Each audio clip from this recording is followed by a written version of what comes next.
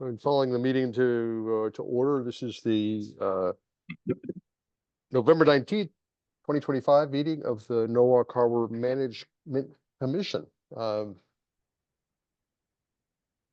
Jeff Mangles will be with us via the train, which may be a little sketchy. So we'll just see how we're doing.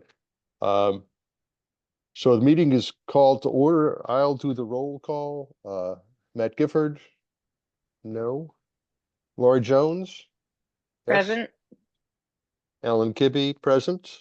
Jeff Mangles on the train, not present. Chris McDonald. Present. Yep. Mike Matthews. Don't see Mike. Dr. Pinto. Present. Yes. Chris White. Let's see. And Don Remsen. Here. I see Don.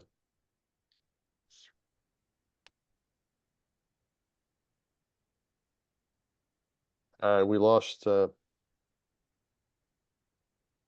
Jeff. We have four of us now. Jeff must have gone through a tunnel. So, Alan, you do have 5 commissioners. I do. I'm just not counting very well. Yeah. Thanks, Lori. Public participation is the next item on the agenda. Is any public out there? So if anybody would like to participate now, just use the raise your hand feature at the bottom of your screen and we'll allow you permission to speak. And we did receive 2 emails today, one from Linnell Jones that was sent to all the commissioners, and then one from Allison Beasley, which I forwarded to all of the commissioners. We have no hands raised, so I guess no public comment at this time, and just those 2 written comments that were sent earlier today. And we have 108 Water Street is on the agenda tonight, so we'll do Allison Beasley her comments at that point if they come during application review. Amelia forwarded me a notice of public hearing also from Deep. It's regarding the Seaview Avenue project. I think it's 80 Seaview Avenue.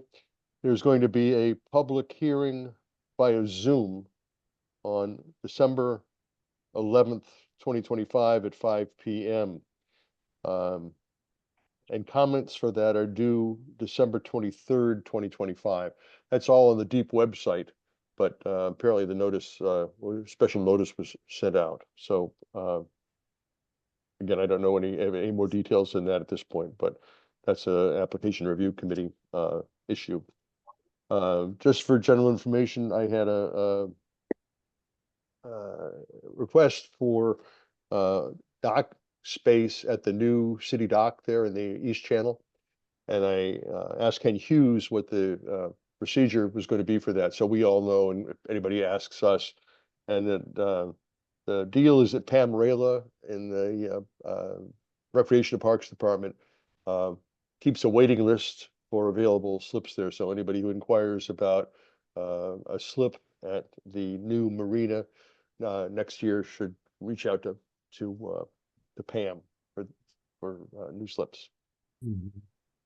Other business too that's coming along is, and some of you are new, we have to form a nominating committee at our next meeting. We have all 3 officers on the Harbor Commission renew annually, and no one can serve more than 3 consecutive years in one of the officer roles.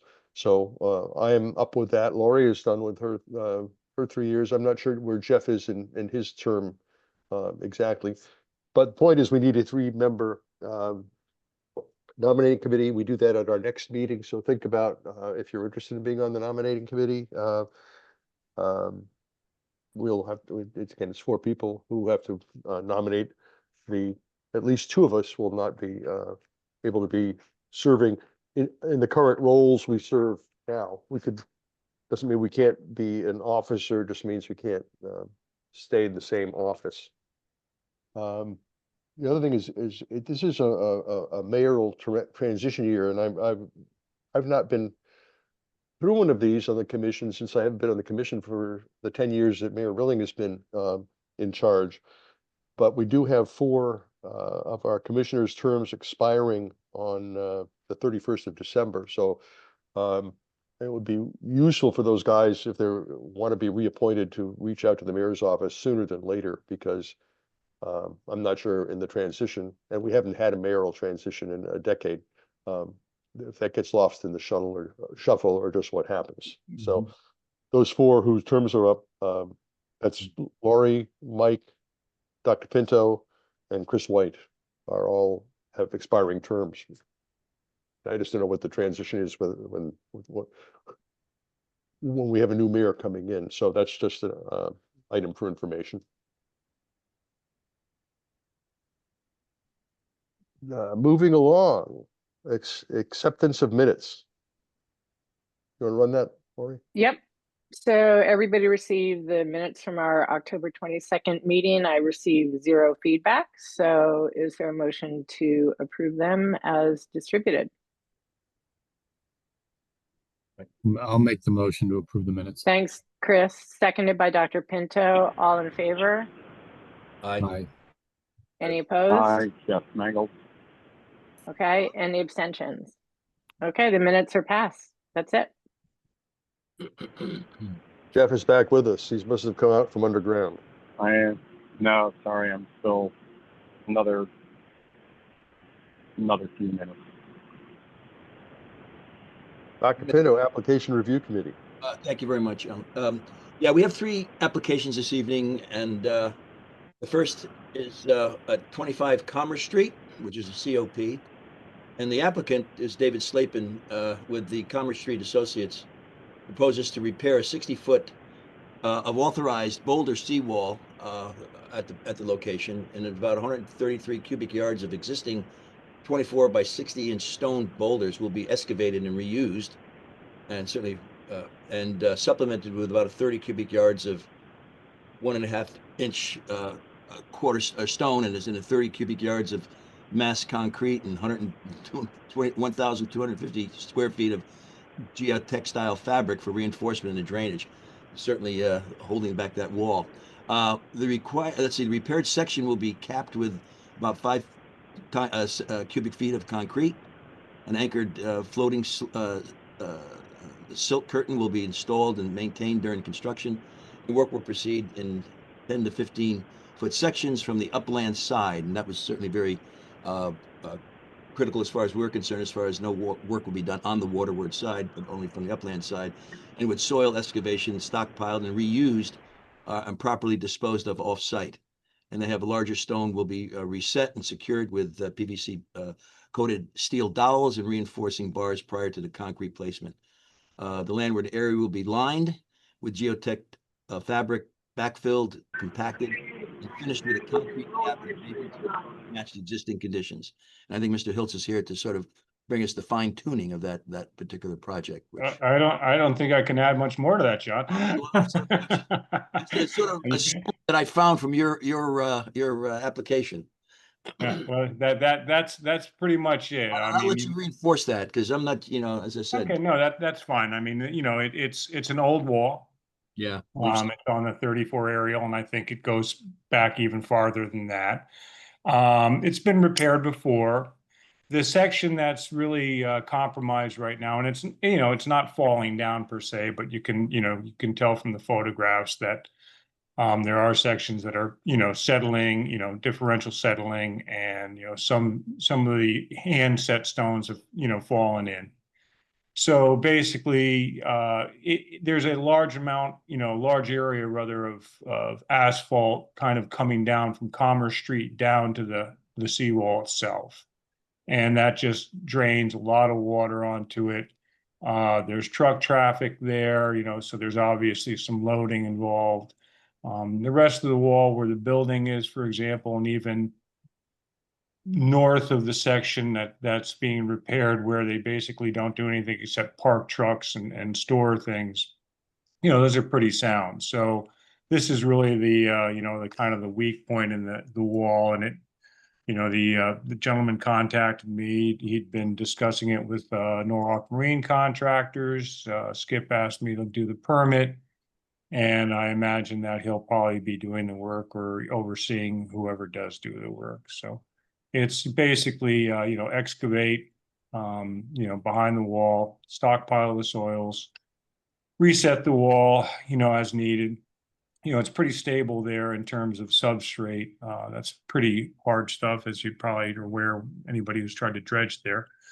And then once you build the wall up, the doweling is basically, meant to provide, fastening for what's in essence is a mesh on the backside of the wall, and that'll be locked with the mass concrete. And then there'll be a batter on the face of the wall, obviously, to keep it, leaning landward as opposed to waterward.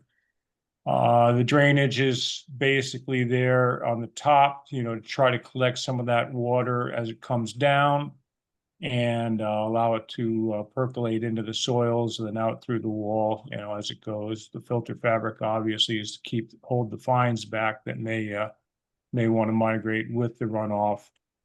And then you're capping it. Basically it's the existing wall is capped with the concrete cap, and we're just going to replicate that when we redo it. Right.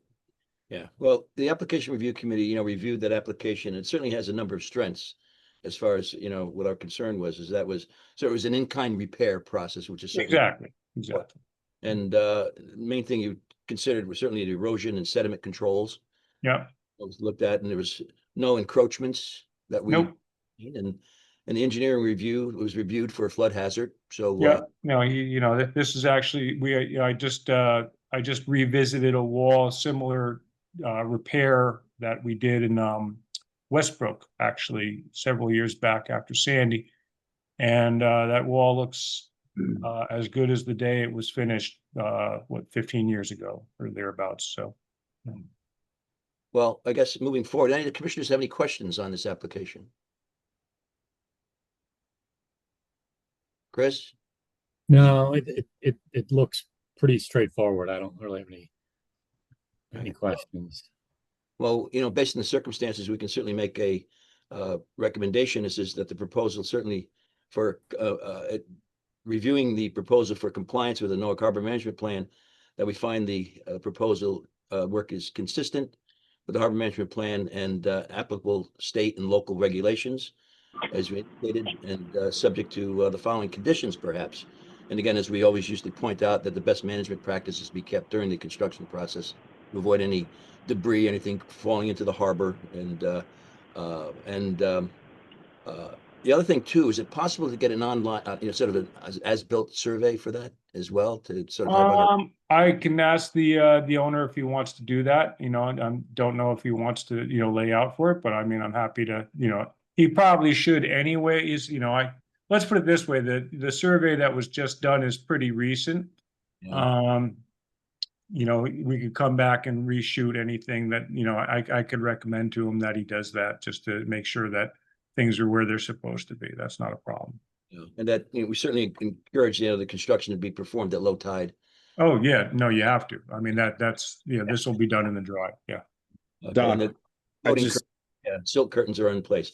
So under those, if anyone wants to, I said, their recommendation is to find it consistent with the plan with a few. I'll make that motion. Doc. John, I'll make that motion. Yes. Doc. Yeah. Owen. Oh, yes, Owen, I'm sorry. I'm just trying to figure out the location. Is that the ice house? Is that Yes. the property just north? Yes. Oh, okay. All right. Okay. I Thank can pull up the No. I was trying to. yeah, it's put it right, in my brain. right at the ice house on for Commerce Street, on Commerce Street. Yeah. Yeah. Right there. I'm sure you've been up there I'll many. second the motion. Yeah, you were up there, as a matter of fact, very close to where that barge was sort of That's. inhabiting. I was just trying to place the property. Yeah, it was right there, Owen. Thank you, Owen. All right, so we have we find I'm sorry, the vote was again with that application. Lori, You have a second, I think? you had to second that? Jeff Mangles, All second. right, thank you, Jeff. All right, all those in favor? Aye. Aye. Abstentions? No opposals? So moved. We move forward on that. Great. All John, right. thank you very much, John. And thank you all, and have a good Thanksgiving. You too, John. Good job. Thanks. You too, John. Thank you. Take care. Our second application is, let's see if I can find it here. We have it. is 108 Water Street, which is a pre-application for consideration here. So Spinnaker Real Estate Partners LLC proposes a mixed-use redevelopment of 108 Water Street in Norwalk. And as I understand, Alan, there was a site review there this afternoon, wasn't there? At a site review? Yes, Chairman Bartos and I were there with Mr. Stedman. Right, okay. And someone from Race Associates was there as well? Well, we'll hear from them today. All right. Any event, so it was a sort of a mixed use redevelopment of 108 Water Street. The project includes residential, retail, office space, and a marina with enhancement to public waterfront access. The key features that we looked at in this pre-application, we certainly looked at the marina. It is ADA compliant, docks, et cetera. It has 14 slips and a new access pier. Bulkhead replacement is going to replace the deteriorated structure there, which is certainly a plus. That place was certainly a mess down there with regard to the bulkhead alignment. And they're having a public boardwalk down there. It's a 10-foot wide, approximately 275 linear feet, connecting Water Street to the waterfront with a grand staircase. And then it's upland development. There's going to be mixed use building and public access park. And I believe someone here from Race. Oh, Azure is here from Race. Matt Actually, Hewlett here. it's Matt. You got Matt tonight. I see. Sure, I see. I'm here for the next one. That's right. I'm sorry, Azure. That's right. Okay, Matt. I'm sorry. No, that's right. Okay. From Race Associates. That's right. Thanks for the introduction, Dr. Pinto. You covered the majority of the project. I'll just share my screen here so we can do a cursory review. I know that the commission has seen these plans before, but yeah, the existing site, 108 Water Street. This is sort of a survey of the property, eroding shoreline, deteriorated and dilapidated structures. Our plan is to go in and put the bulkhead in, as Dr. Pinto described, 10-foot wide access boardwalk, and ADA compliant marina with 14 slips. This is going to have a 3-foot offset from the channel for the waterward encroachment, and a minimum of 25 feet from the northern property littoral extensions. And that's sort of the building envelope for the marina. Here's an elevation view of the existing site. You can see the eroding shoreline and the dilapidated structures. And then a section cuts through. We're planning on removing those dilapidated structures and then putting in a bulkhead and public access boardwalk. And that's sort of the entire project here. There will be a stormwater outfall that will discharge in the harbor. We have a stormwater management report for that that we'll be submitting with our state application. And I think that's it. So I'll turn it over to the commission if they have any questions. Yeah. Any commissioners have any issues or questions with regard to the application at 108 Water Street? Dr. Pinto, did everybody on the commission, your committee receive the? Yeah, Chris and Matt received their received. Yeah, but Matt was not here. Unfortunately, I made a number of overtures to contact him, but I haven't heard back from him yet. But this was sent about a week ago, and not hearing any comment from him, I assume that they sort of confers with some of the issues that we had pointed out, and I'll bring those out in a moment. Not issues, but pluses and minuses that we found with regard to having this application move forward. So I can certainly make mention of those. Just basically overview of the there's with regard to navigation. You saw it this afternoon, Alan, with regard to navigation and mooring. Just to confirm that the marine slip layout and the bulkhead design really doesn't interfere with navigation or the designated mooring area. So that certainly is a definite plus as far as the commission is concerned. There's still an issue that we have certainly with the habitable structures being elevated above the base flood elevation in that particular zone, AE zone, and the zone VE with regard to the height. One is 12 feet, the other is 14 feet, I believe, and the flood-proof utilities and critical infrastructure should be in place. That's certainly a definite concern, particularly when you have residents in that area in the front. As far as local approvals, make sure that they obtain all required zoning approvals, including special permit for mixed waterfront development. Construction best management practices, certainly that is a standard issue with regard to what we have concern about, to install turbidity curtains during the in-water work, implement erosion and sediment control measures per City of Norwalk code guidelines, and submit certainly, as we would like to see, especially this is a new proposal, a new location, submit an as-built plan and FEMA compliance certification to the commission.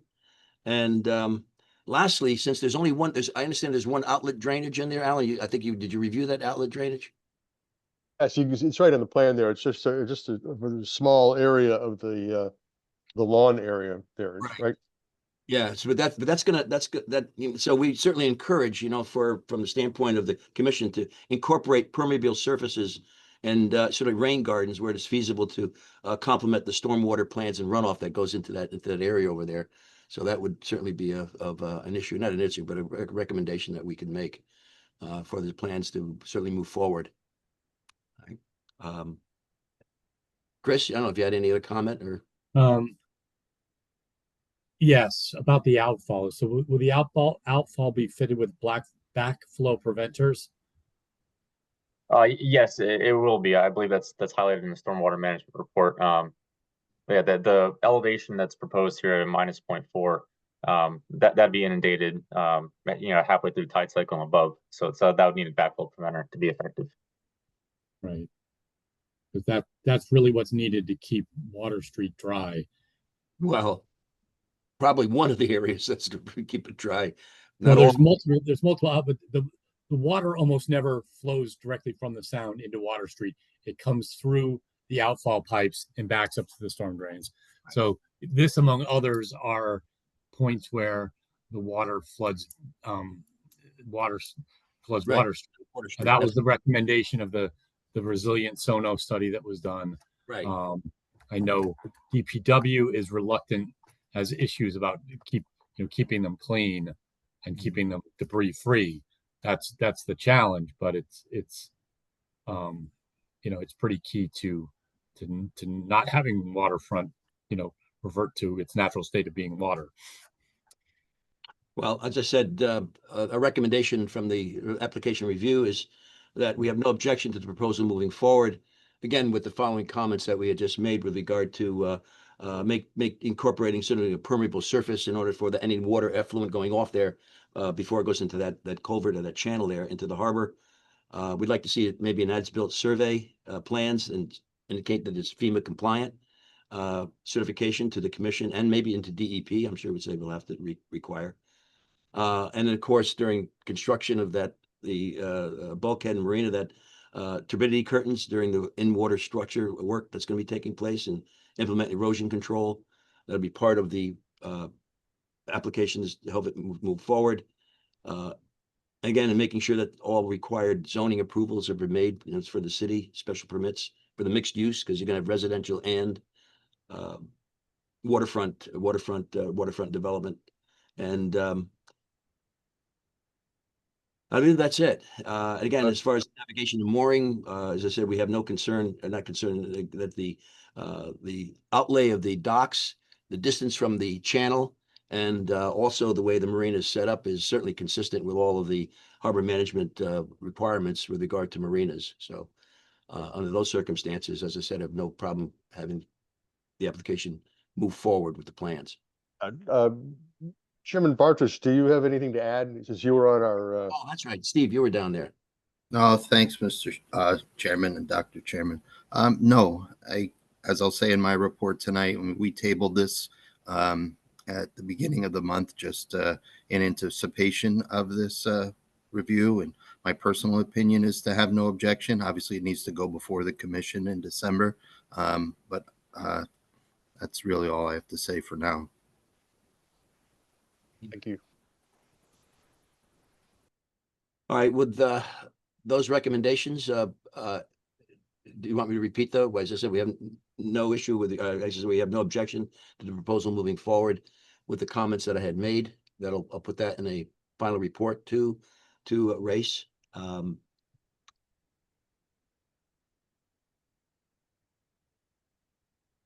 Yeah, oh, sorry. That was who? I'm sorry. No, so sorry. I thought you might have been addressing me. I was just gonna say that your comments are understood, but I'm looking for a second for that. I'll second the motion. All right, Chris. No, thank you. All right. So all those in favor? All right, aye. Aye. Any oppositions? Any abstentions?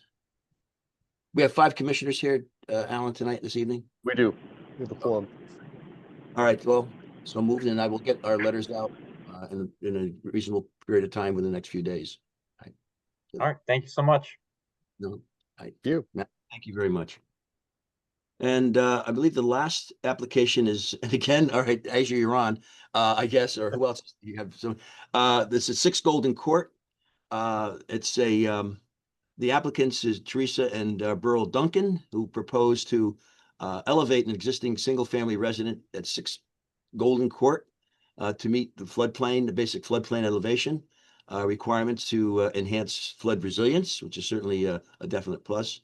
The project includes a facade improvements and associated site work, such as a new access stairs, deck, and landscaping. The design aims to reduce impervious coverage, which is certainly a definite plus in the commission's eyes, improve stormwater management, another plus, and comply with local, state, and federal coastal policies. And all the work will be occur landward of the existing seawall, and as indicated in the proposal, there with no impact on Long Island Sound or adjacent coastal resources. And I think Azure, was it Vincent? No, Azure, you're going to be Vince here. is gonna run the ship. Oh, okay. Hi, good evening, everybody. For the record, Vince Hines, licensed engineer with Redness and Mead, offices in Stamford and Wilton.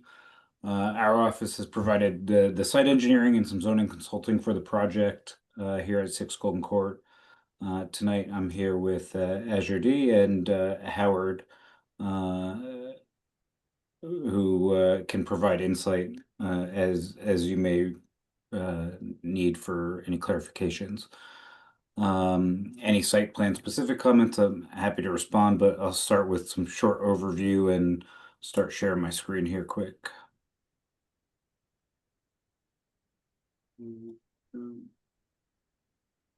So you should see the Google map just to give a oversight. 6 Golden Court is down the access way of Golden Court off of South Beach Drive in the Bell Island section of Norwalk. Have the Sound immediately to the west, the common passway of Golden Court and the Sound to the east, and then, you know, a slew of other residential properties in the neighborhood over there. Located the CD1S zoning district, and the site is entirely within the VE 15 flood zone. So the proposal here is to, and let me know if you can see this when I change my screen. Are you still seeing the map, or are you still seeing a site plan? No, map. Map. Aerial view, yeah. Go there. All right. Should see the site plan now. Yes. So the proposal is to raise the existing house in its current footprint. I think it's a little over 6 feet. So elevation 18.8 would be the finished floor elevation, and that allows for us to get you know, the first floor or any ductwork joists up above that BFE plus 2 foot requirement of the zoning regulations to be compliant with the flood zone standards in the city of Norwalk. That work will also include, as you can imagine, for raising the house by that much, some walkway and stair kind of renovations on the front and back sides of the house to get up to that new first floor elevation, as well as kind of replacing of a rear deck area and resurfacing of and slight regrading of a driveway. As Dr. Pinto just pointed out, we're reducing overall impervious coverage. Right now, this site is about 3,800 square feet of total area. 95% of that is impervious coverage, with the building drives, walkways, and patio area. And there's no formal stormwater facilities for water quality treatment or any of that nature under existing conditions. So under proposed conditions, we, like I said, we decrease impervious coverage by about 400 square feet. This alone kind of has the impact that you're looking for from a stormwater management standpoint on such a small lot where that reduction's providing water quality benefit, groundwater recharge benefit, opening up some of those landscape areas, and reducing peak rates and volumes of runoff that are tributary to this to Long Island Sound. With that, I think the project's consistent with your typical goals and policies in the sense that it's maintaining an existing use in an existing lot. We're not creating a conflict with future or existing water dependent uses, and we're not interfering with any other coastal uses in the area, and all work being landward of the seawall, where we shouldn't have any impact on the otherwise coastal resources, other than we'll keep in mind our temporary erosion controls during construction. With that, I open it up if you'd like to hear anything more from Azra or Howard for the project. Any of the commissioners have any questions regarding the proposal? Chris, reviewed the. No questions. Okay. Well, again, the proposed project certainly improves flood resilience by elevating the structure to meet the basic flood elevation requirements. It certainly avoids adverse impacts on coastal resources, and is certainly consistent with state and local coastal management policies that we've reviewed. Certainly then make the application review committee can make the following recommendation: that the Harbor Management Commission finds the proposed coastal area management application for 6 Golden Court consistent with the Norwalk Harbor Management Plan and also the Connecticut Coastal Management Act, and to recommend approval of the application to the appropriate city authorities subject to the following conditions. And again, same standard conditions that we have is that that the application shall implement and maintain the sediment and erosion control throughout the construction to prevent any adverse impact on coastal resources. The final stormwater management measures shall be submitted to and reviewed by the city staff to ensure compliance with water quality objectives. And no activity shall obstruct navigation or alter public access to Long Island Sound, which it's clearly indicated that there will be no work in that area. And the applicant is encouraged to consult with the Connecticut DEP Office of Long Island Sound for confirmation of best management practices. But I'm sure Race knows exactly what has to be done in that concern with regard to best management practices for maintaining compliance with in and around the harbor. So I can certainly make that recommendation if anyone wants to second that. Jeff I'll Mangold, second. I'll second that. Thank you, Jeff. All right. All those in favor? Aye. Any opposition? Any abstentions? Not hearing any, so we have full compliance. It's great. All righty. No. Thank you. Thank you very much, guys, for your time. Thank you all. Thank you. Have a good night. And one other item, Alan, you had mentioned briefly is what the commission needs to do as far as our application, with regard to 80 Water Street. Everyone was blindsided with that Public Act 2584 with regard to submitting a public hearing, and again that was true with regard to the East Norwalk Boat Club. Although I shouldn't make any comment about that, but I certainly recuse myself from that. But we're going to do it from the Harbor Commission standpoint, in that it definitely impacted the Harbor Management Commission with regard to our duties and our requirements to maintaining the harbor management plan in certainly in Norwalk. There have been other commissions that have been hit with several other similar impediments with regard to this particular act, and I think we should bring forward our comments and considerations with regard to our impact. They impacted on the federal anchorage area. They impacted on the street navigation end and also, and again, in accordance with East Norwalk Boat Club, they've been impacted on their distance about 3 feet into the riparian rights. But our major concern was certainly the distance that those boats that they plan to put on the dock will be right on the line. We usually have a requirement as a setback from the federal anchorage area. And also they're occupying and gaining some benefit certainly of placing moorings in the city's access right on First Street area. So I think I'd like to sort of have the commission's blessing to maybe have Mr. Callahan, our lawyer, involved, since the lawyers from other communities are being involved with their applications in the same regard, with the same aspect with regard to being blindsided with regard to putting in an application or putting in for a public hearing.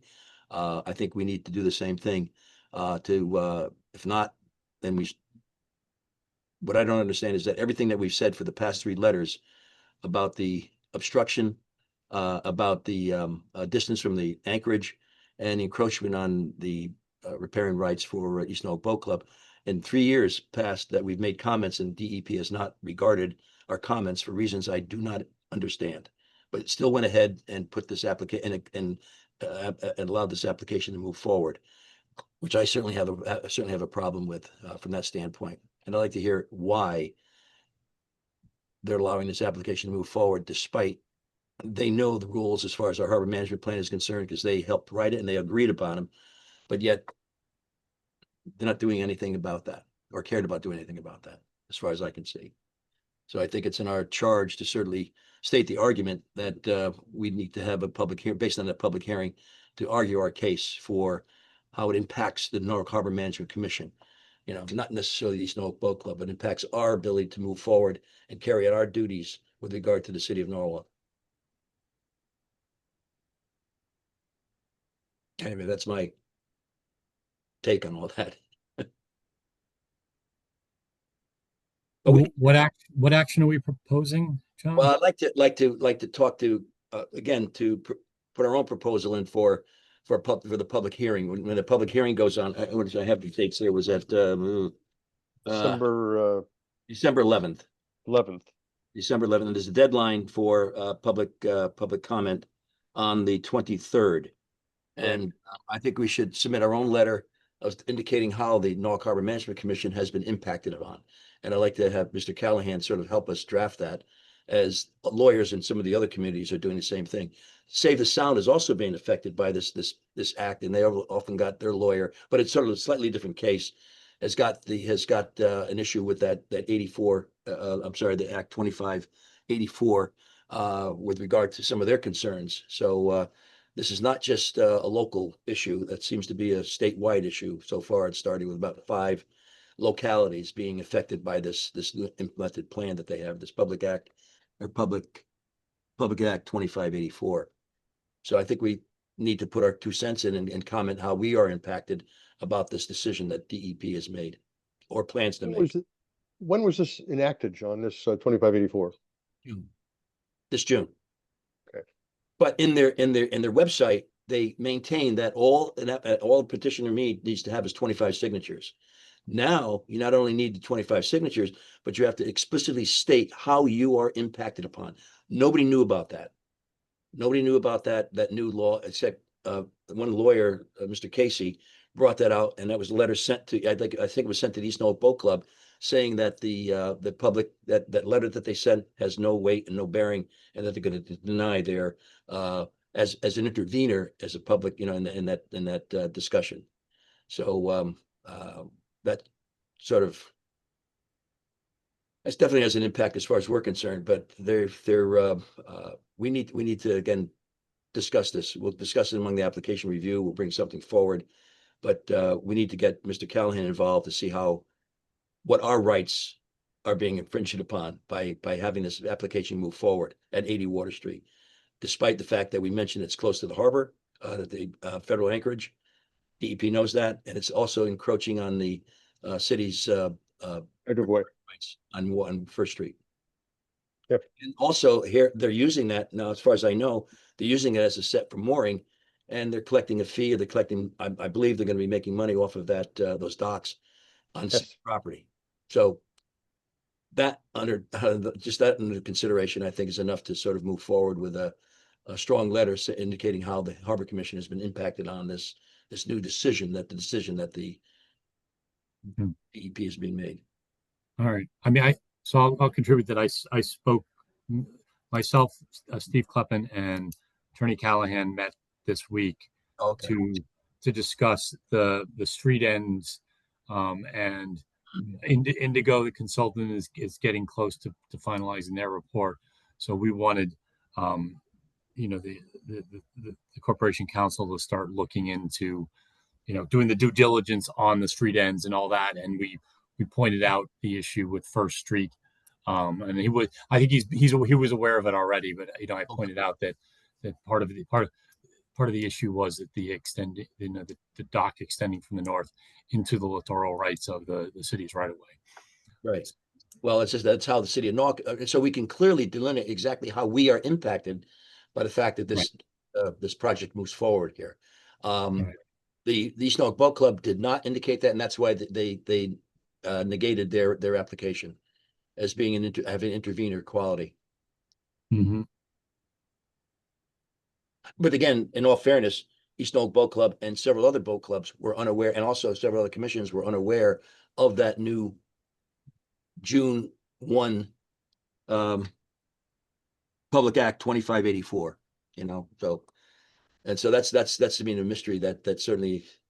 And did Deep, suggest that those entities resubmit after they've been informed about this? They did that to other communities.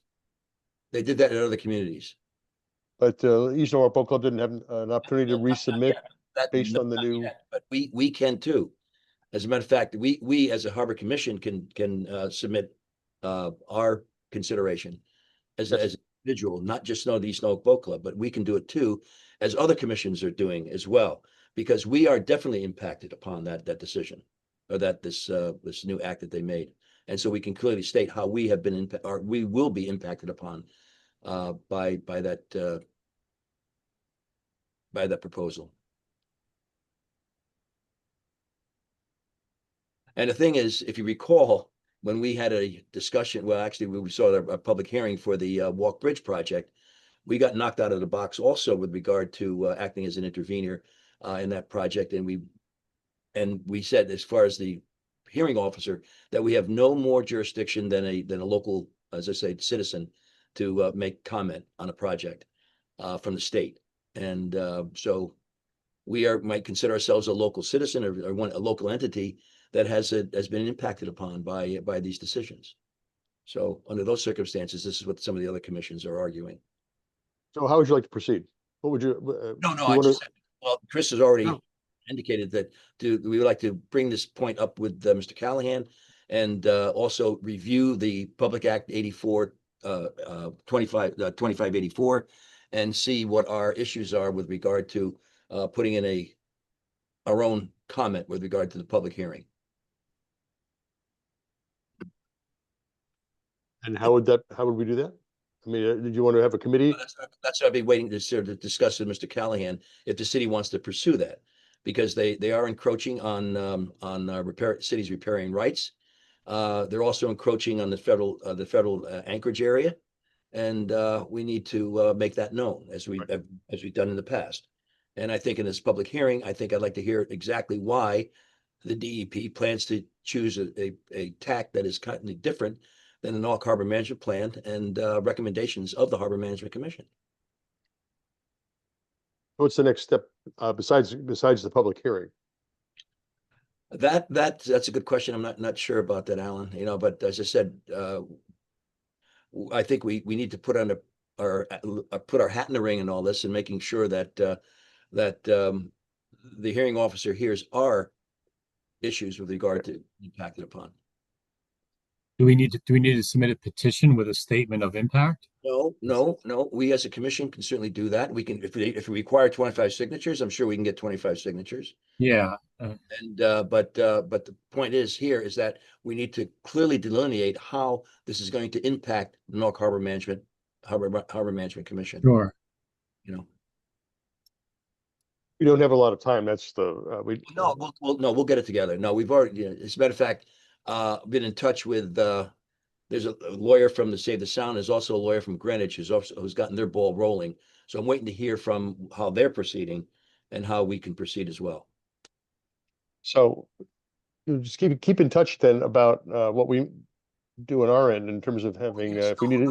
Absolutely. You know, I think If it's, we need, if we need a special meeting of the commission just to yeah, I think address this. we can manage that. But I said, I want to see what these other commissions are doing from their standpoint.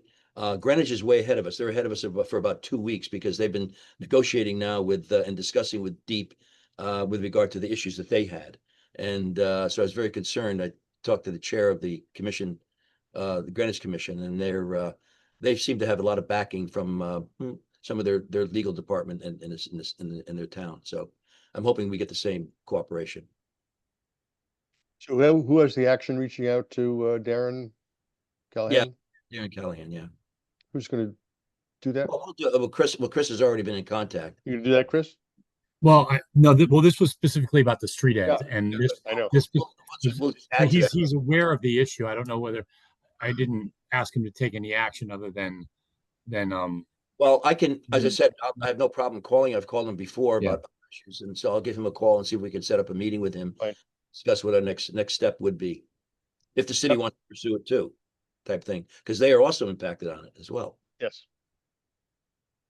So John, then you have the action right now, and if we need a special meeting, we'll talk about that when the time comes. Yeah, I'll do that, Alan. But other than that, application is complete. Thank you very much. I have no report other than the announcements I made sort of at the beginning. So I'm going to pass right on to the Shellfish Commission, Mr. Bartosh. Thank you, Chairman Kibbe. Just once again, last month, just one item on our agenda was the 108 Water Street, and it was tabled pending the site inspection that just happened. And I expect that we will work on that in our meeting in December. So that's all I have. Eat Norwalk shellfish for this Thanksgiving, and everyone have a happy one. Thank you, Thank Steve. you, Chairman. Staff reports. Harper Master is not here. Bruce is had a little kerfluffle with his calendar, so he's not going to be reporting this evening. Commissioner Mangles, mooring and harbor safety. Okay, I hope that everyone can hear me okay. Slightly. So good. So DOCWA, there was a snafu with the bank, our account, and Chris can explain this or touch on this if he wants to. But the money from DOCWA all of this year was sort of being held, but now it's transferred into the account, our account, which is good. Same thing with some online mooring, some small online mooring money that was brought in. But that's all set up now. Mariana was very good at getting that solved and speaks with the city. As we all know, the barge, as far as safety, the barge was upriver and across the river, and that was handled. Terry Marine came in; he did a great job. The Marine unit did a great job keeping everyone safe. The harbor master did a great job keeping everyone informed. So hats off to everybody who assisted with that. Online moorings or DOCWA is slow now. The end of the season is the end of this month, so I don't expect very many more visitors. I am still waiting for a proposal for maintenance on the existing buoys, lines, inspections, winter stations, the moorings to try to save the chain a bit. Other than that, that's all I have.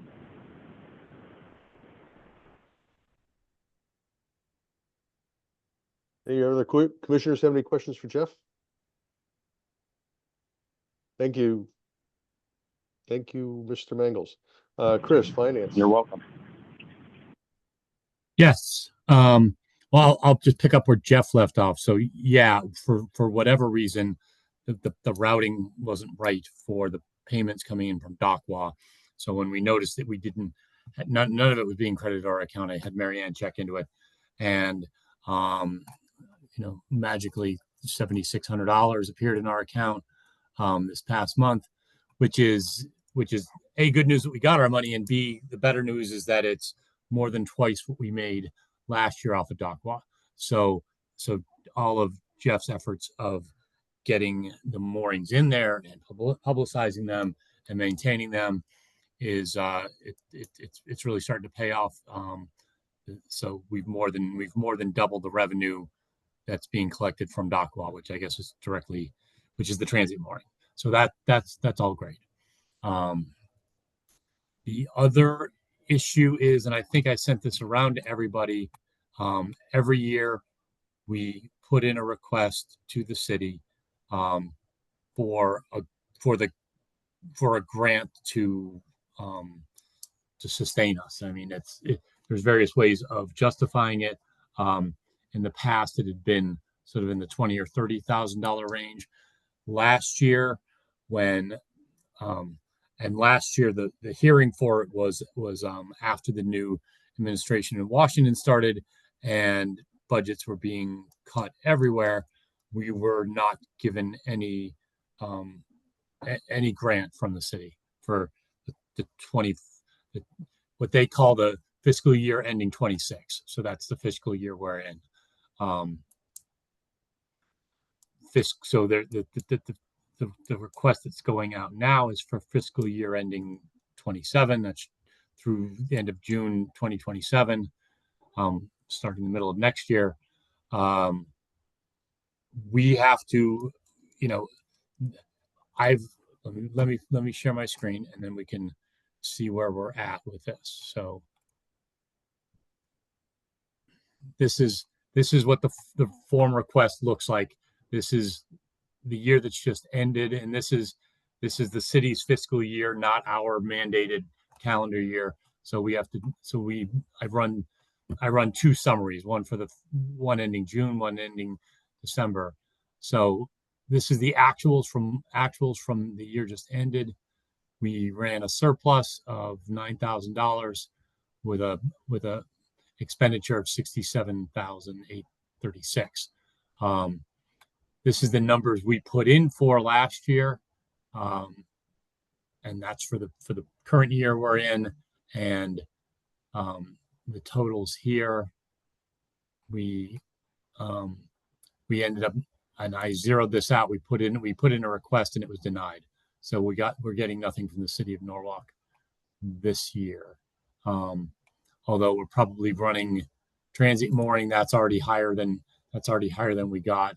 I think we did pretty well on the mooring fees originally. So we also have quite a lot of cash on hand. So even if we have a slight budget shortfall for this year, we're not going to be insolvent. So for the coming year, yellow is specialty items that we haven't, So what I'm carrying forward here is the harbor master stipend, the water quality interns. That's been fairly steady. A line for their water quality testing expenses. We usually carry a little bit of money for harbor manager safety equipment. I've left new transit moorings blank. I don't know what the plans are for that. We spent over this amount last year, but we're continuing to upgrade and it's continuing to produce revenue. So I think it's a great capital improvement. So I don't know what our proposed upgrades are for the following year. Transit mooring expenses, that one ran a little high. No, I think this is all kind of normal. I actually raised it a little bit more off of what we'd had about last year because we have more moorings to maintain. So more moorings for Norm to pull and inspect every year. The online mooring system and DocWa fees, they're fairly fixed. Harbor vessel maintenance, that came in quite a lot this year, but I understand we're getting a new boat. I don't know. So I don't know how much we need to budget for harbor master vessel maintenance. that ran quite high this year, over $6,000 or $7,000, not 8,000. Harbor Master expenses, we maintained abandoned vehicle money in that, although that hasn't been, we got hit quite hard on that several years ago, but we haven't had any since then. So, but I still think we need to carry some money in the budget for that. So so what we're showing here is this is what the city wants to see, the variance from the previous year's request. So that, but this is because I haven't put anything in for these two lines, which I don't have a personal feel for. The consultant and the secretarial services are fairly fixed. You know, if we're, you know, that's the planning consultant is a whole nother subject. So I'll maintain the current budget. And then mooring fees, transit moorings, interest is fairly predictable. We've done well with these. We increased the fee a few years ago. That's increased our revenue quite a bit. The transit moorings is pulling in more. We get a little bit of interest, and we don't. I still think we should file this, even if I guess we should ask for money. Whether in the preamble that was sent out with these forms for this year was basically like, we got no money, you know, and so be as it was not an encouraging statement that they made to everybody. I could share that if you want, but or do we write I'm sorry to interrupt. Or do we not request anything rather than and just send a comment that because of the help we've had with the money in the past, paying for the transit moorings, things like that, we've able to gain more revenue, and we're going to pass on requests this year. I don't know the best strategy. I know some of that's strategic. Do we put it? We ask for something and let them, reject it, and then we'll be okay. And then at least we haven't said that we never need money. So I don't know. I don't know if I tend to lead if we have plenty of cash on hand, sort of that keeps rolling over, that we give them a break until we need something, would be my thought, but right. I don't. Yeah, I don't know. Well, yeah. I think it's good to establish some line. I mean, do we have any feel for what we want to do in terms of transit moorings and harbor master vessel maintenance? Chris, that number. Sorry, go ahead. Go ahead, Jeff. I'm sorry. I do have some plans for transient moorings, a floating dock. So that's going to be quite. I would imagine that's going to be a little bit of money, more than a standard mooring, that's for sure. So I'm waiting on pricing for that as well. So that would be a big improvement. So that's one of the big things that we're trying to do. And then move some moorings into the inner harbors, and those are the moorings that are, most sought after. Right. So I lost a little of my own spreadsheet here. So the blue column is the year that ended in June, and we spent $9,400 on new moorings in 24-25. We have a budget for 5,000, which is what we're just holding in our budget for 25 through next June. And likewise with the harbor master vessel, last year we spent $89,66 because it was quite a lot of work done on the so hopefully that was not an annual thing. I'm not going to make any, whatever, that's what it was. We have $2,000 in the budget for the year we're in, and then we should project something for the year starting in July 26. Chris, can I ask you a question about the water quality interns? Yeah. It's in water quality interns, you have 11,000, and water quality intern expenses and testing. Did we have water quality interns? Yes. Who was hiring them, and who health department, I think, right? Yep. And that's Well, been pretty. Well, yeah, I was just curious because, years back, when we did have a water quality committee, the chairperson of that water quality committee was usually the one who oversees the interns and intern in the applications and review those applications for the the qualifications, and then the expenses are this is now expenses that the health department. Health department gave us $3,000 last year. I don't know whether we'll get anything from them this year. We might. That's always been a bit of a mystery to me where that. I think what's happened is that the management over the health department has changed, so that a lot of the history is kind of lost with, what the deal was between the Harbor Commission and the health department and so on and so forth. I think that should be rekindled because before it was co-working with Harbor Watch, River Watch, along with our health department, where the water quality interns would work with Harbor Watch, River Watch. They would send an expense to us, for example, for media expenses, for vessels for collecting water, and where they would go. There was a sort of a designated agenda where they would follow. For example, it was effluent from the storm drains, or testing of the water down at the harbor, and I mean in the beach area. And so there was certainly an agenda board there, but now I'm not exactly sure what the overall goals are here and how it's being operated. Yeah, we don't have any oversight on this.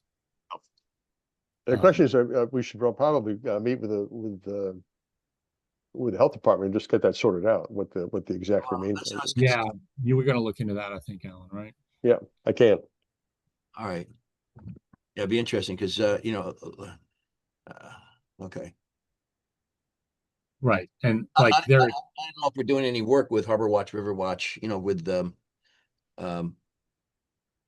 well, the Harbor Commission isn't, and so it's the health department is running the program. So yeah, kind of before there was an association with Dick Harris, and he would sort of give us reports, at least when we had the water quality committee going, any reports, and he would certainly instruct where those water quality interns and how they were being used and where they would be going for testing the water quality in and around Norwalk.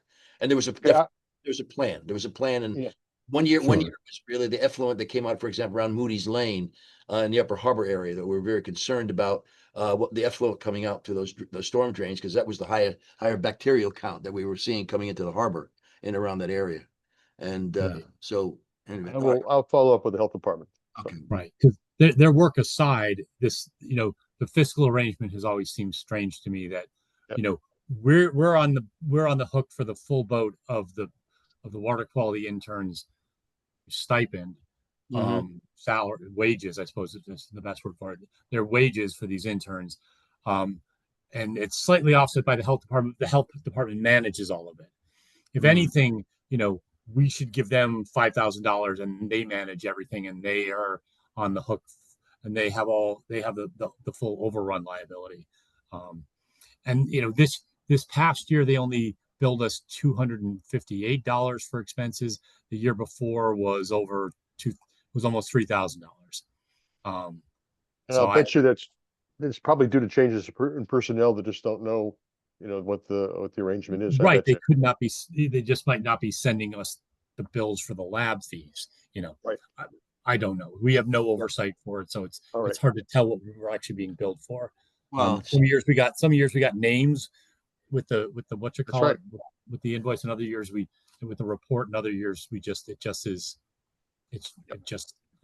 forget how it's labeled. It depends on how Mariana labels it, codes. Yeah, we used to get the hours, I guess, for each person, actually, or the pay for each person, not the hours, but the outcome. Yeah. Okay, I'll deal with the health department. So let's. The question is what we want to do with this. I mean, how much time do we have, Chris? What's the deadline? Oh, it's due like on Monday or something like that. Yeah. I mean, they've been pretty lenient. We've forgotten about it for months at a time and submitted it in January. I think the money before Thanksgiving is a little bit onerous. Yep. But Yeah. I'll take on So- the health department and, I mean, part of me, I says that if we don't request, funds, we should send a letter really blowing our own horn about how great we've, how well we spent their money, well, and how we've managed to, turn some revenue for the commission, on those transit moorings, I just think that's important. So, but it's what the commission wants to do on, if we don't, it's hard, public funds are kind of, difficult right now, and I think we ought to, if we don't really need something desperately. The other thing that occurred to me, is Jeff's project, is if we had a number for what it would cost to build a prototype. We were talking about something kind of like a free floating finger that could hold 2 or possibly 4 vessels, in lieu of being on 2 or 4 separate moorings that would, give us some flexibility with the fees as well, because that's what they do in Milford. Because there's a limit of, $200 a year for a mooring in Norwalk. There's nothing that says in the law about what, in the state law about what the cost is, for a floating mooring that's got a little bit of dock with it. So it would give us, some flexibility to charge, more than what the, charge for a fixed mooring is. So Yes. that's something that, somebody who says, wants to make that a project, we should just speak up right away and say, well, we want to build a prototype and get it installed and see how it works next summer. And, if that's successful, we, might make that part of our program to put these floating fingers out. Mhm. Particularly, nothing's going to get. I guess. Sorry, finish your thought. because that's a, rather than having boats tied up front and back, which is very, very difficult actually for boaters, particularly if you're by yourself, is to have a floating finger that 2 boats can tie, one on either side, or 2 boats on each side. And, Well, Alan, does Milford have a prototype that they've used? Or they, I don't know. it looks, to me, it looks, Milford's just- using it now. it looks just like a boat finger, only it's not attached to anything, and we can, and it's moored out and there's dozens of them all over. Oh.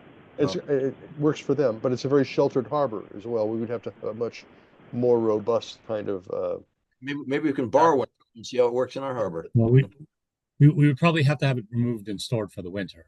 yes, that's Oh, right. Which is- and those sea anchors that they use are like, that's a pain in the ass to keep those from getting all twisted up over the winter.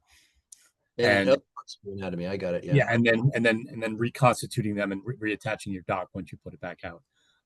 But anyways, that's logistics. In terms of this and in terms of the time frame, so we're requesting money for 26, 27. So this, whatever we decide to do, prototype or we do 5 of them, we need a permit from DEEP. So we need a structures dredging and fill permit from that. I don't think so. If it's under 100 square feet, 100 square feet or less, you don't need a permit.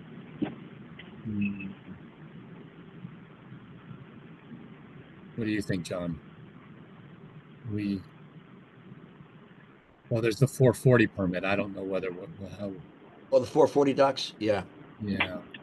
Um, It's still a permit. Maybe Right, it's not a structure. Maybe you're right. It's not a structures dredging and fill No, permit. this sort of thing was this sort of dock, floating dock, was that started the ball rolling as far as the that judgment that the judge made with regard to the harbor management plan, that they had a floating dock in Greenwich, and That was a boat lift. no, I think it had something to do with a float. I could be wrong, but I thought It was a boat lift, and when they lifted the boat, it was in somebody's view shed. So I'm pretty sure I thought it was a floating dock in that area right there was the whole concern. It wasn't Okay. expensive land. No. Anyway, that's all right. Okay. yeah. Pretty sure. Well, where in do we any go? case, Where do we go, from here? Well, are we gonna put money in the budget and request funding for that? Or are we gonna leave that for 28, 27, 28? What do you think, Jeff? Well, I can contact Edwards Marine and see how they're coming along with getting that proposal to me, and then we can go from there. So yeah, Okay. I would say put money in and go for it. Go for the. I think we're how much? asking for 10,000. 10,000? I think we're asking for 10,000. So I would suggest that we do that. Yeah. Well, no, I have no money in for that right now. So like, what's the number? Oh, okay. Yeah, I don't know what it would cost. Well, can't you get a price from Norman? Well, I can, but this has to get submitted, doesn't it, Chris? Or does it need to get submitted?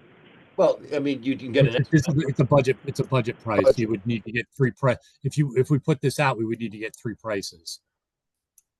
Correct. Or some kind of, some kind of. All you're looking for is a guesstimate, which is best. I'm sure. Yeah, this is a budget estimate, not a bid. Right. Right. So I would. Gary Whitmore I would could help you with say- that too. Gary Whitmore, yeah. I would say $8,000 to do that. How much? So I would put it $8,000. $8,000. Right. I mean, so the $10,000 is what we spent last year on mooring balls and tackle. Uh-huh. I'm Yeah, just- we had I'm to buy just- mooring balls. Yeah. Yeah. We had to buy new tackle, brand new tackle, new mushroom. So I think that was an 800-pound mushroom, and in fact that is also I want an estimate from Edwards Marine to increase the mooring weights. I think they're 400 or 500 now to 800 pounds. So that's another inspection. Right.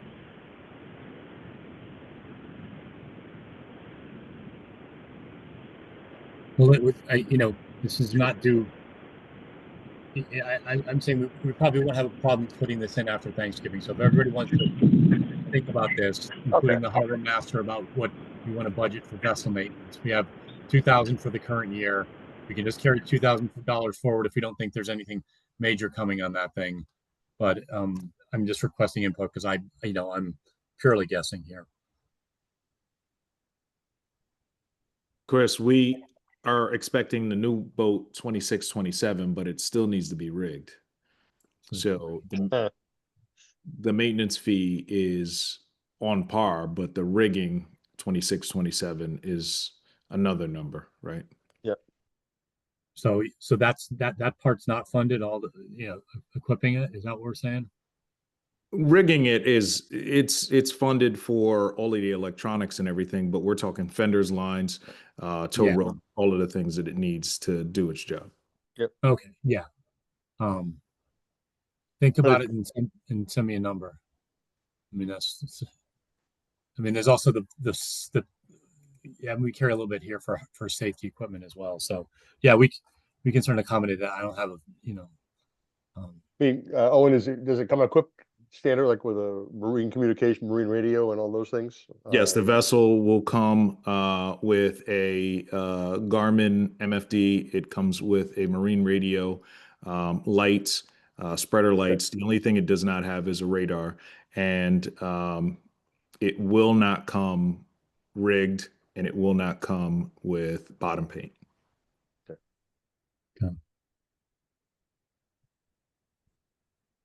Okay.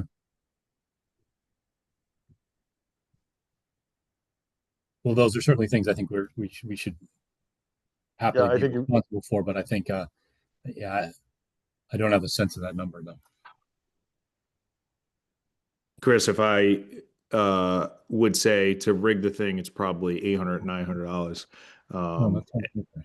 And then bottom paint, you're probably looking at $2,500 to $3,000. Yeah. Okay. I'll put in 1,000 for equipment and 3,000 for maintenance. Just because it's his first bottom paint, it's in the raw, so it needs to Right. be blasted and Okay. Right. Right. All right. Okay, I'll yield back. I think we've gotten some information here. Jeff, I think if we want to get a number for a floating dock, I think that's on top of the transient mooring maintenance. Well, we got $4 anyways. We Yep, can I'll certainly get that put, for you. Please, yeah. and we can get that signed off and in as soon as we have that, I think. Right. And Chris, I just want to make sure that you got my attachment, my signed attachment. I did. I got that email. I didn't open it, but I saw that you'd emailed me that. Yeah. Okay, great. Thank you. All right. What's up, Chris? Any more, Chris? Is that? No, that's it. Thank you. Thank you. Thank you very much. Lori, plans and recommendations. Okay, so the first thing I want to talk about is going back to the onboarding packet that we've talked about for several months. Thank you, Amelia. Maybe by now people have had time to review it and we can push it forward. It's really just, the goal is to give a brand new commissioner some context about what is the Harbor Management Commission, what is the legal and regulatory framework that we operate under, what is the Norwalk Harbor Management Plan, what are the primary tasks, and then, basic governance. Here are our bylaws, and a glossary of acronyms and terms, which I could have found really helpful when I started. It's not supposed to be answer every question, FAQs about the Harbor Management Commission, but it's supposed to give you some context that you can take a look at quickly. And there are hot links in here that you can dive into for more information if you would find that helpful. And the thing is, at each meeting, more questions will come up, but hopefully they can go to this and dive around and find it, or just ask another commissioner. Yeah, Lori, I sent, well, I don't know, I sent you my comments a while back. I don't know if those were. Yeah, these are incorporated, John. Those are your comments are incorporated in this draft. Thank you for those.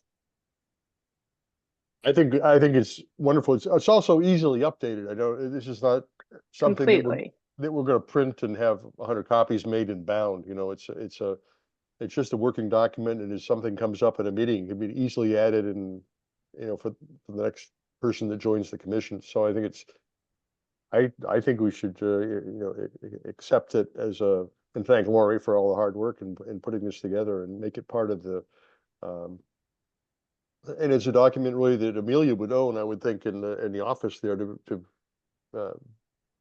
have and keep track of and distribute. And if we have adjustments, we would do It's a that. welcome package for new commissioners. Yeah. Yeah.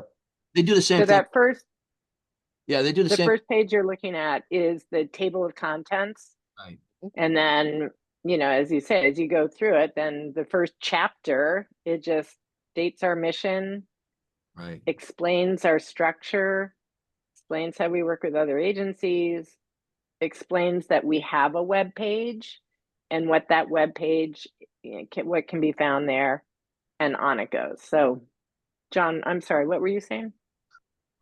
No, they do the same thing for the harbor masters. They give them a package as soon as they come on board. So this is really nice, Lori, as far as give them this is have a little package together, which you're going to be reviewing, and instead of going through the harbor management plan itself, and this is a thumbnail description of what they need to do. And I think it's very good. Yeah. Okay, thank you.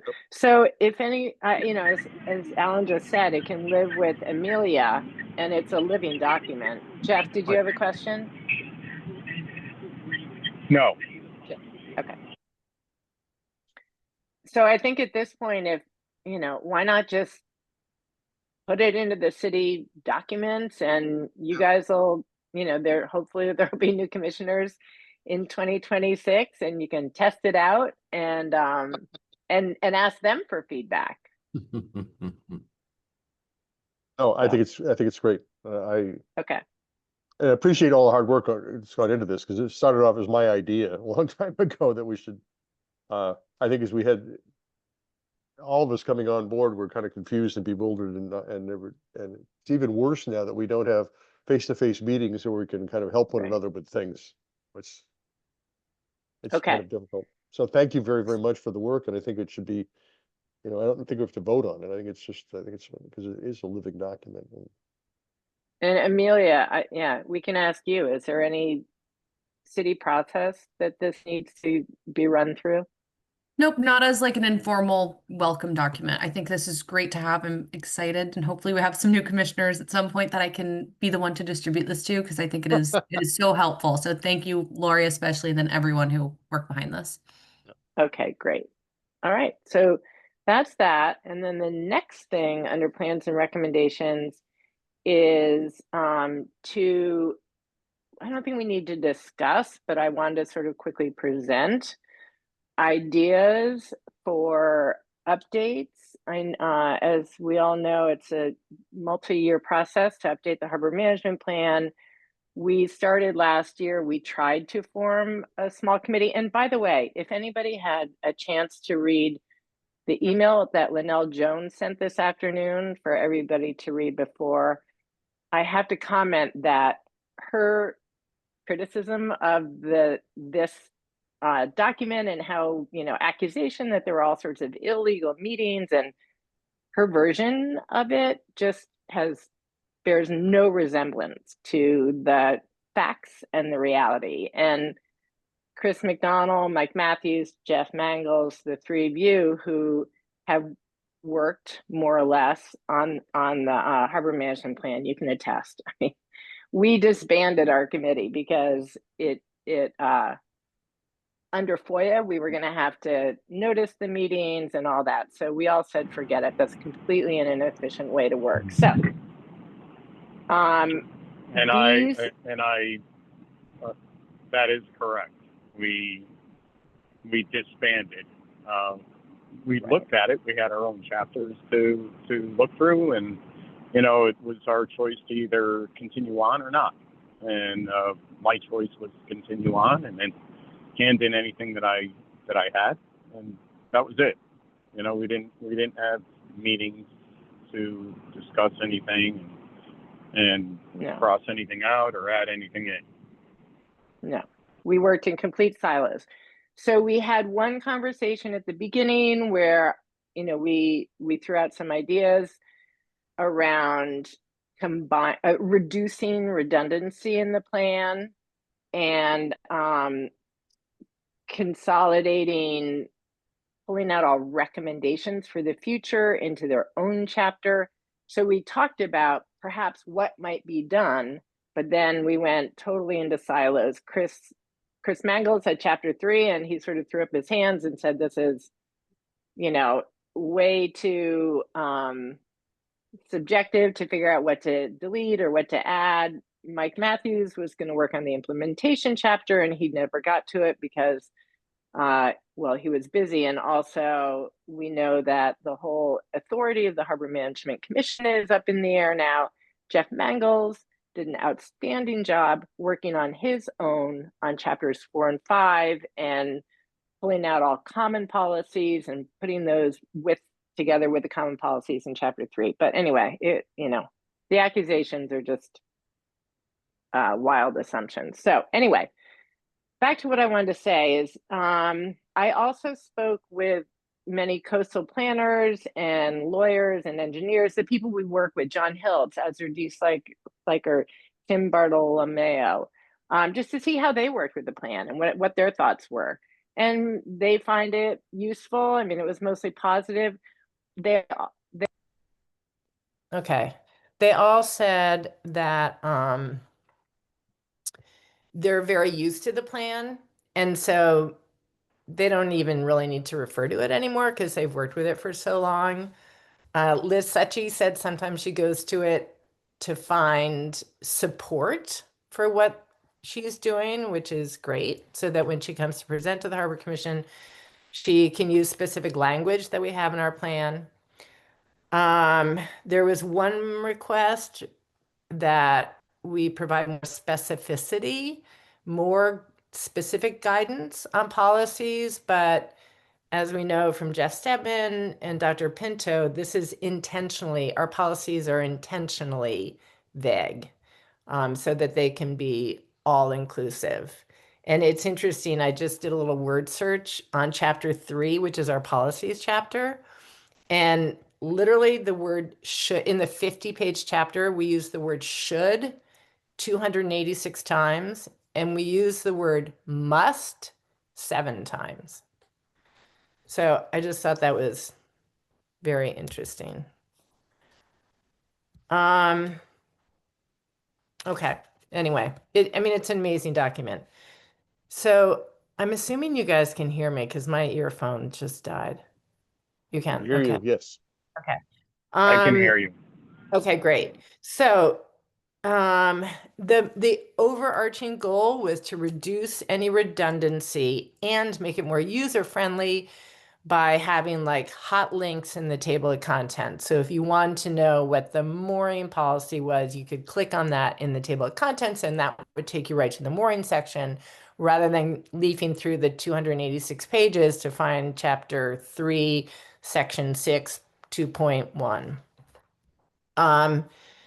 If we go now to what's on the screen, I thought it would be helpful, a lot of these are just my thoughts, to add an executive summary at the beginning, just a 1-page who, what, why, when, where. Right now, it's difficult when you go to the first chapters to find sort of a succinct description of what the harbor management plan is, what the purpose is.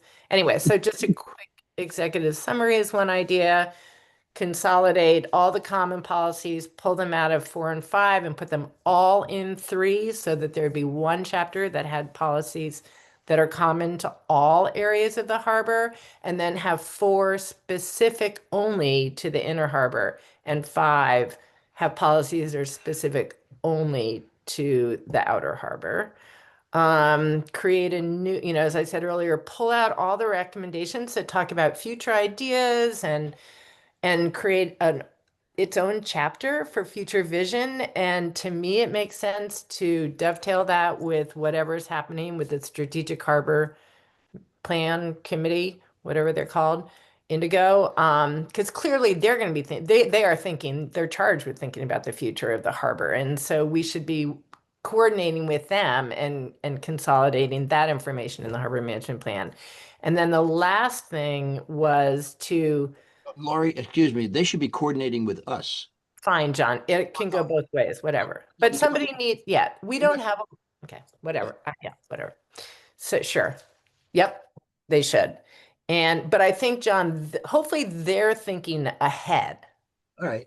and No, and we're the ones- visionary. We're the ones Visionary. approved. We have to get this approved by the state. And so, and in addition to DOT, I'm sorry, in addition to DEP, the DOT is also required. Correct. And Right. also Army Corps. So, we Right. got three entities that are going to review that harbor management plan. Right. That's great. What I'm talking about is No, I have no it problem. would be great to have a visionary thinking about the future. Mm. So, and I think that that's what they're charged with. And I understand that there is some stuff in the current plan that talks about suggestions for the future. Anyway, so just one thought, we could have a whole chapter on recommendations.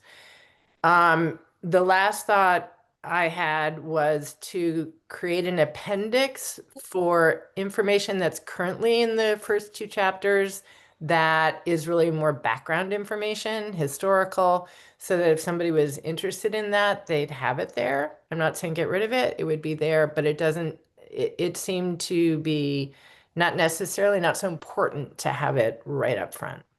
Okay, Amelia, can you scroll down? And then in terms of content, new areas of content, obviously coastal resiliency, that didn't exist the last time. It's not that it didn't exist, but it wasn't as much of a priority when this was written in the 1990s, nor when it was amended in 2009.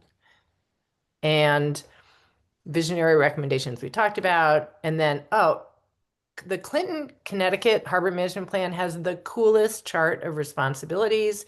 It's literally a physical grid, and it maps out every person that is involved, from ACOE to DEEP to P&Z to the harbor the Marine Police, who's responsible for which action. And it's really, I thought it was really well done. It talks about who's the primary person responsible and who, so it's just something to look at if, it's sort of a geeky thing that might be interesting. And then just some existing content revisions. Obviously, reviewing chapter 3. We as a commission have talked about that and sort of, that's just going to happen over time, I think. It needs focus. Implementation, once that's all decided in Hartford about authorities, combine and condense similar content to get rid of some redundancy, update the vocabulary. Right now it's still DEP instead of DEP, just minor stuff like that. And then, at the end of after all the writing is done, then cross-check, make sure the references are all correct. And then the last thing is just, as I mentioned earlier, I think it'd be very help the user usefulness of it to have hot links, especially, since it's all online. So that's it. Amelia, we don't have to go through that second page. We don't have to. So some of this I've worked on. As I say, Jeff Mangles did a great job trying to pull out common policies from 4 and 5. Amelia has what's been written. It's super rough draft. But anyway, since I'm leaving at the end of December, I just wanted to sort of hand off the work that's been done. And you can take it or leave it. I mean, it's work that's been done, so it's now in the city's hands. Alan, you're muted. Yeah, it's great work, and we didn't have to pay for it, so we'll certainly continue with that. And we're due for an update on the plan anyway. It's been a long time since we've really kind of brought it forward into contemporary times. So it's a good start. So I appreciate all the effort that's gone in there. You're welcome. Thank So you. that's it. There's really no conversation necessary. You guys can take it and run with it. And Right. Yeah. Thank you very much. You're welcome. Great job. Great Thanks, job. Jeff. You did a great job. Sorry to hear you're leaving, Lori. Yeah, my term's done. I got other things I need to focus on. So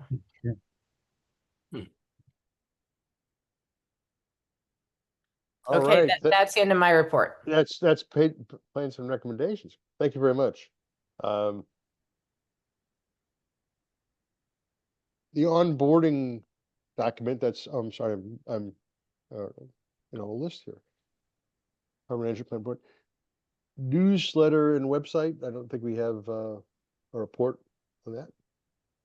Water quality, we know they're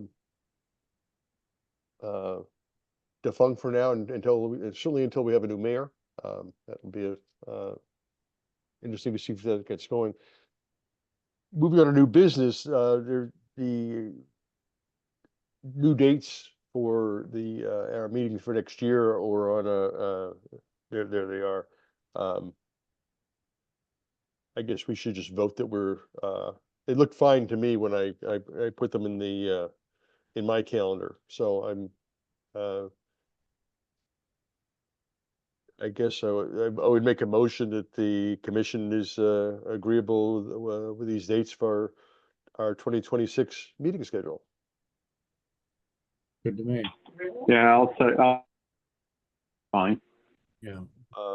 Any discussion? Any questions? Alan, I'm gonna abstain. You can abstain? Yeah. Okay. Because they're not relevant to me. So then, well, you could punish the rest of them. All in favor? Aye.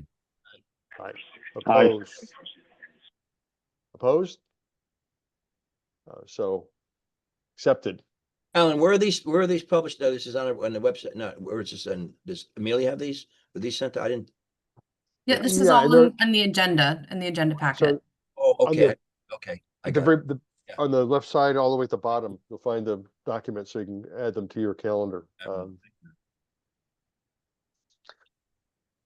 Hearing no, is there any new business that we haven't covered? That was a good meeting tonight.